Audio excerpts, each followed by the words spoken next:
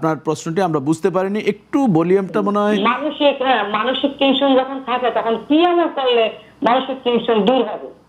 ও বুঝতে পারছি, জি মানসিক টেনশন, জি। হ্যাঁ, আর তৃতীয়টা হলো যে শুনেছি আমি যে যখন মানুষ কষ্ট পরে কান্নাকাটি করে তখন নাকি ভালোভাবে উজু করে এসে তাকে জায়নামাজে বসে জায়নামাজে নাকি করতে হয়, আপনার ওই সেজদা করে নাকি কান্নাকাটি করতে করলে নাকি দোয়া কবুল।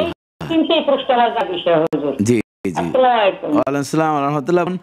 সত্যি জীবন ঘনিষ্ঠ প্রশ্ন আপনি করেছেন, প্রত্যেকটি খুবই গুরুত্বপূর্ণ। আমাদের সাথেই থাকুন, আমরা উত্তর দিচ্ছি। জি মোহতারাম, কথাটা বলা হয়েছে যে মানুষ হতাশা দূর বা টেনশন দূর হয় কি আমল করলে।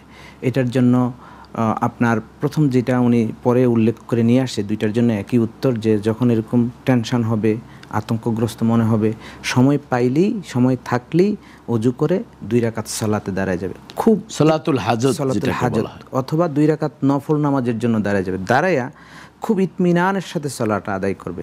যেমন সূরা ফাতিহা একটু ভাব অনুভব করে করে তিলাওয়াত করলো, একটা সূরার সাথে মিলালো। সুবহান রাব্বিয়াল আলা বলার অর্থ হচ্ছে আল্লাহ তাআলার পবিত্র, শ্রেষ্ঠ, তো পবিত্র আল্লাহ, মানে আল্লাহর সর্বোচ্চ পবিত্রতার ঘোষণা বুঝে যদি 2 রাকাত সালাত আদায় করে, একদম আমি এটা কিন্তু প্র্যাকটিশনার, যত কঠিন এবং যত বেশি টেনশন থাকুক না কেন বা আতঙ্ক থাকুক মনে বা কোনো ভীতি থাকুক, সমস্ত দেখবেন অল্প সময়ে দূর হয়ে গেছে। সালাতের পরে টেস্ট করতে পারেন, এরকম বুকে হাত দিয়ে একটা এমন পরম শান্তি অনুভব হয়, মনে হয় যেন কোনো টেনশনই নেই। আর এই শান্তিটা ভোগ করলেই আল্লাহ তাআলা তাকে একটা সার্টিফিকেট দিয়ে দেয়, ইয়া আইয়াতুহান নাফসুল মুতমাইন্না, ও প্রশান্ত আত্মার অধিকারী, তুমি এমনভাবে আল্লাহকে স্মরণ করছো, আদালতে আখিরাতে তুমি নবীজির যে মহাসমাবেশ আছে সেখানে প্রবেশ করবে, ওইখান দিয়ে জান্নাতে চলে যাবে। তো আপনার সেই জন্য এই আমলটা করতে পারি। আর যদি এরকম নামাজ পড়ার সুযোগ না থাকে, খুবই রানিংয়ে থাকে বা অন্য, তখন তাসবিহ পড়া, সুবহানাল্লাহ, আলহামদুলিল্লাহ, আল্লাহু আকবার পড়লেও দেখবেন যে এবং এই ধরনের টেনশন দূর করে। আল্লাহুম্মা ইন্নী আউযু বিকা মিনাল হুজনি, আল্লাহ রাসূল বলছেন এই ধরনের চিন্তা থেকে আল্লাহ তুমি, আল্লাহুম্মা ইন্নাকা আফুবুন কারীম, এটা হ্যাঁ, আল্লাহুম্মা ইন্নাকা আফুন কারীম তুহিব্বুল আফওয়া ফাফু আন্নি।